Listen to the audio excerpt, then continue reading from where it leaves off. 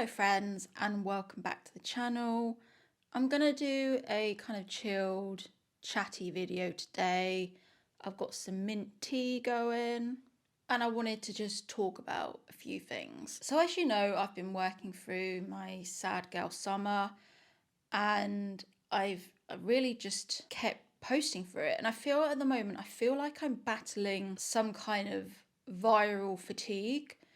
I don't know what it is. I'm just tired all the time, but I'm not sick. I don't have any other real symptoms, so like cold or sickness, but I just don't feel myself. And I've been like struggling to get out of bed, and I don't know what it is. I've just been posting, and I was kind of looking at my videos and thinking, okay, I need to improve the lighting on my videos. And I was just in the middle and I was just researching how to light your videos on YouTube. And then literally I saw something on the suggested and it was basically an update from YouTube. So to be monetized on YouTube, you need 4,000 watch hours. And I was like getting so close to this. And I was just thinking, okay, we're just ticking away, getting to this figure. And then I saw a video from another creator, I think it was vidIQ. Basically, YouTube is changing how creators get monetized. And going on from the 1st of February, you will need 8,000 watch hours. And I burst out crying. I just literally burst out crying, thinking this is like the worst time possible. I wanted to just have a chill summer, get over this kind of fatigue that I'm feeling, which is probably, I think what it probably is really is just experiencing the aftermath of quitting my job and being hyped up doing that job for so long. And now that I can relax, it's everything coming out. And then now I can't relax because I need to get monetized by the 1st of February. I'm in a better mood today. I kind of quickly fired off a community post where I was really pissed off. But I think it leaves you with two options. You're either going to be the type of person that moans about it, or you're going to be the person that sees this as an opportunity.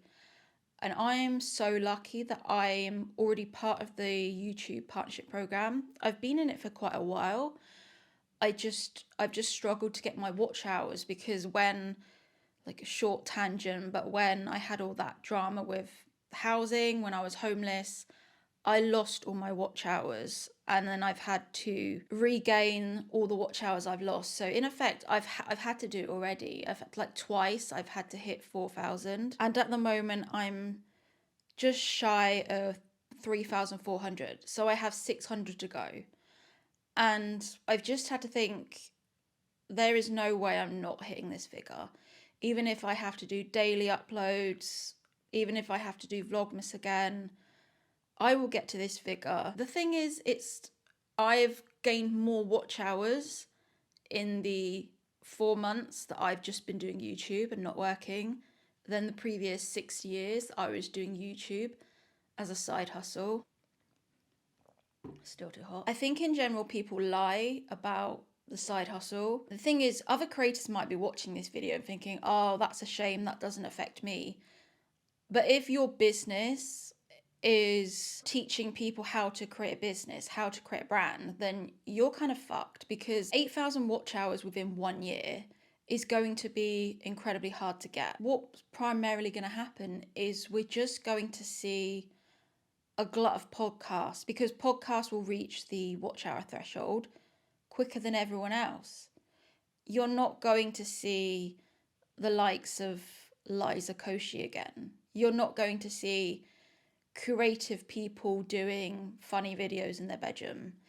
That kind of era is over, unfortunately, when you're going to see really small, talented creators rise. And I have been thinking about the meritocracy, and I've seen other creators talk about it, like Gary Stevenson, about how meritocracy is a lie, and it can feel that way. It does feel at the moment like it's generally impossible to make it out of a bad situation, and this decision is just going to hurt the people that need it most. It's going to hurt the people that need it most, that just want a bit of extra income from their YouTube. And to increase it to 8,000 watch hours, you're just going to get trashy podcasts. You're just going to get trashy 3-hour podcasts trashing women, because they will get the watch hours. And people generally creating helpful videos will sadly not get a look in. And I've kind of had to think, is it worth me upping the production of my videos if I'm not even going to be monetized by YouTube? And then I kind of got in a paddy and was thinking, well, I'm just going to take all my content off the internet. But the reason I put my content on the internet was to help people. So if I take it off, am I just throwing the baby out with the bathwater? At the end of the day, people don't really remember what you say. They remember who you are as a person. Like if I think of Tony Robbins, I can't remember what Tony Robbins has said. I just know that he's Tony Robbins. At the end of the day, people know that I'm Claire Maria, and they don't really remember what I say. They just kind of know my values and what I stand for. It does kind of get tiring. It does feel like the elites are just hoarding all the money. And why is YouTube doing this? You could argue that it's setting the bar higher because it only wants people to be monetized that produce good content. And you could argue that. I personally think what's happened is that too many people got monetized via shorts, and YouTube was kind of pissed off with that because they saw it as like cheap content basically. And now I think you have to get 20 million views on shorts in 90 days to get monetized from shorts. That is absolutely crazy. I don't even think the people at the top are pulling in 20 million views on shorts.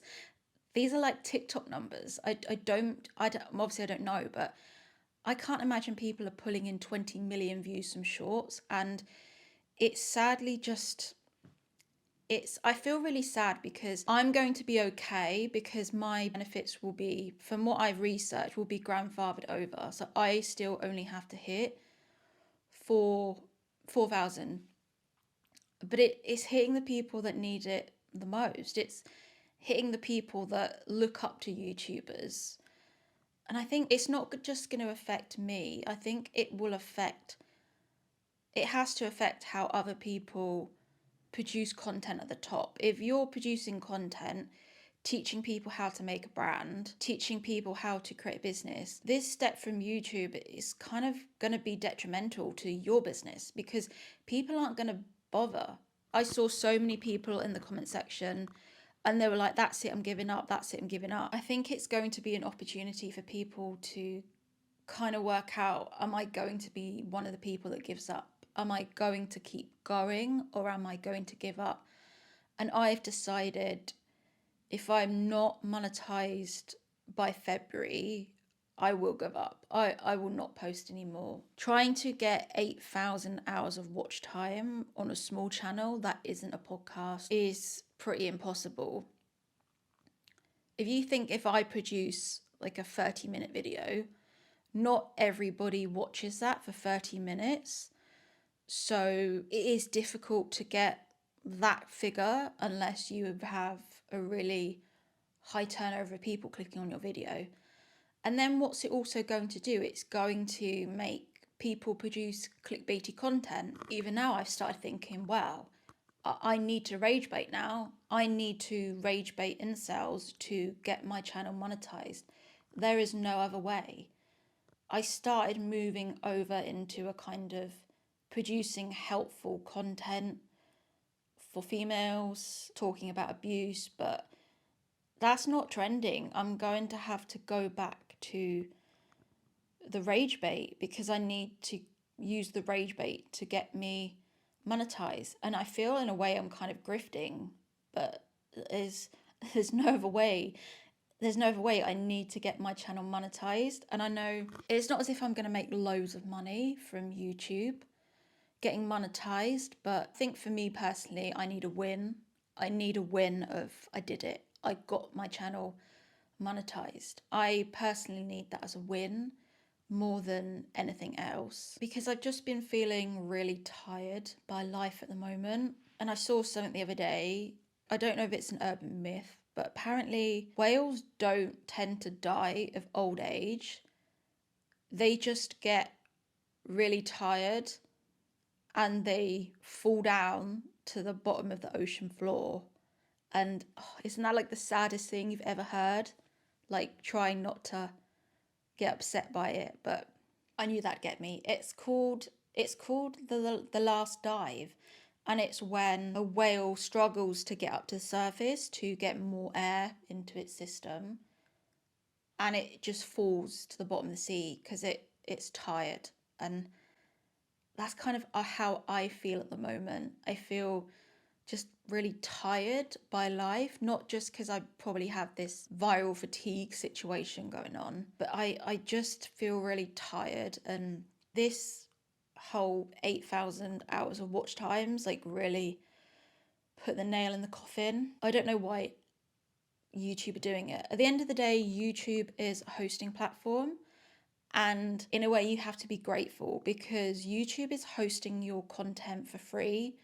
I don't pay YouTube to host my videos, so you have to play by YouTube's rules. But unfortunately, I think it's just going to make the rich are rich and the poor are poor. The days of someone sitting in their bedroom thinking, I want to be a YouTuber, I think those days will be over. Those days will be over. Now you have to hit 8,000 watch hours. It feels impossible, and I'm just hoping that I can get to the amount of watch hours I need. But do we really need another couples podcast?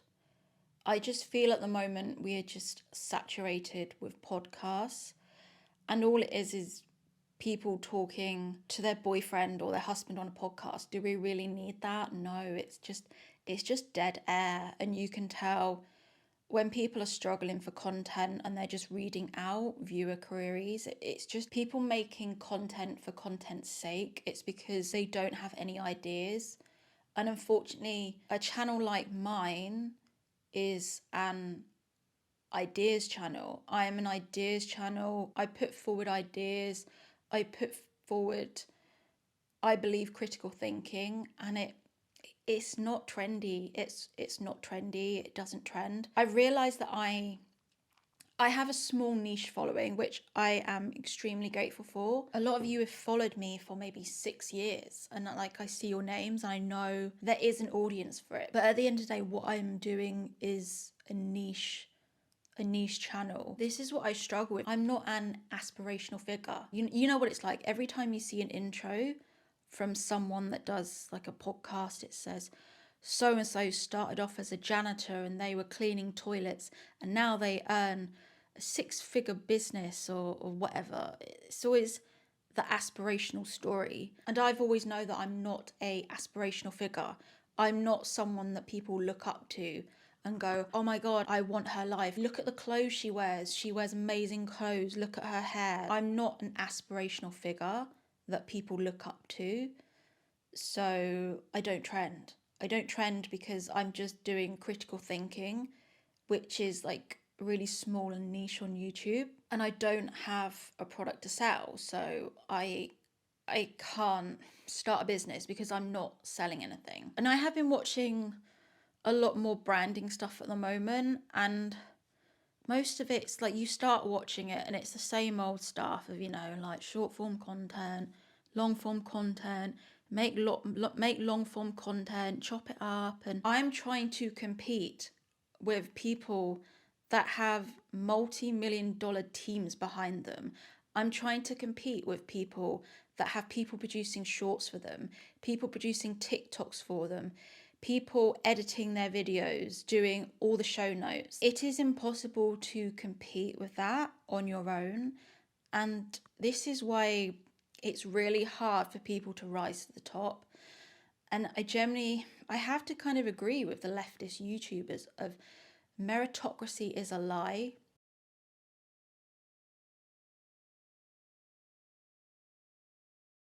I've just finished reading John Steinbeck's East of Eden, and I really wanted to finish it before the Netflix show comes out in the autumn, because I know what they're going to do to Kathy. They're going to Girl Boss Kathy, and it's like, no, she is probably one of the best sociopaths in literature, and I know Netflix is just going to girl boss her and make her into a businesswoman, but we shall see. But part of that book, the meaning behind that book is, are you defined by your circumstances and your parents, or is it up to you to change your life? Are you cast by original sin, basically? It can be really hard for people nowadays to feel like there is a way out. I knew it'd get to me, that bloody whale story. But it is hard to think, is there a way out? And I just feel like I'm tired, because YouTube is the hand that feeds you, and you don't bite it. So I can't say too much because YouTube is hosting my content. But I just really feel that this decision is hurting people that need the money the most. And the people at the top aren't really going to be that affected. That what they're going to just lose a few more business units, you lose a few more sales, because people won't be motivated enough. I generally think, like, I don't know who's watching my channels, but like, generally, like, the Tony Robinses of the world should be really shit scared by this, because you need to convert people into the belief that they can. And when you don't have that anymore, you don't have a business. You're relying on those people that can think, yes, I can change my life. This is going to make people feel like, no, I can't change my life. 8,000 watch hours is too much. I'm kind of sad about it, but what can I do? YouTube is the hosting platform. They make the rules. I researched putting my stuff on Nebula, but it seems that Nebula is like fucking Riot and you need a referral. So unless someone refers me, I can't even put my stuff on Nebula. I would really like to put my content on Nebula, but I don't know if they would let me. But there's Nebula, there's maybe Rumble, but like, who goes to Rumble? I think this is the thing. YouTube has the monopoly on long form video content sharing. So you are tied to YouTube's rules. And if they say 8,000, then 8,000 is the rule. Okay, how can I make this a bit happier if people are in this certain situation? At the end of the day, I don't think it's impossible. And I think if you really want this, I think you can do it. And I think I'll just have to be smarter and maybe do more topics that are topical to get people on my channel, because they work. Do you think I like sitting here and trashing about people? No, but I have no other option to rank in search. People aren't typing my name into YouTube search engine because I haven't been on a podcast. I have to talk about other people so people find my channel. There is no other way around it. And for a long time, I was one of those creators that was like, this is beneath me. This is beneath me talking about other people. I have ideas. I'm an ideas person. But at the end of the day, having ideas only gets you so far. You're working with a search engine. YouTube is a search engine. And if people are not clicking Claire Maria into YouTube, they can't find me. That's why I have to talk about other creators, because that gets people on my channel. And then what I've been finding recently is they find my channel and they're like, oh, this content's actually really good. And then they'll watch like 10 videos of mine. But I have to do that kind of bitchy, catty move of chatting shit about people to get people on my channel. That is the only way it works. You kind of have to enter, bitch era. You have to do that. Unless you're around certain people and can cross market your content with other creators, you have to chat shit about people. It is the only way, unfortunately. So this is where I stand. I'm kind of battling some kind of viral issue, still trying to get a job in the meantime. Been rejected for several jobs, which doesn't help. And it's, yeah, I am going through quite a bad time, and I've never had a time like this before in my life. We're talking that when you get up in the morning, you're like, I don't want to get out of bed. That is how I am at the moment. But in a way, maybe this is good for me, because it'll make me think, well, you have to get out of bed. You have to get out of bed, because you have to get your channel monetized before February. Otherwise, like, Skyfall, this is the end. I can't keep doing this to myself. I can't. If they push it up to 8,000, I will stop posting content. And I'll have to think, okay, the internet isn't life, and I'll have to concentrate on things outside of YouTube. So if you're in my position as a creator, are you going to choose to be the underdog, or are you going to stop posting? Let me know in the comments. Love you guys.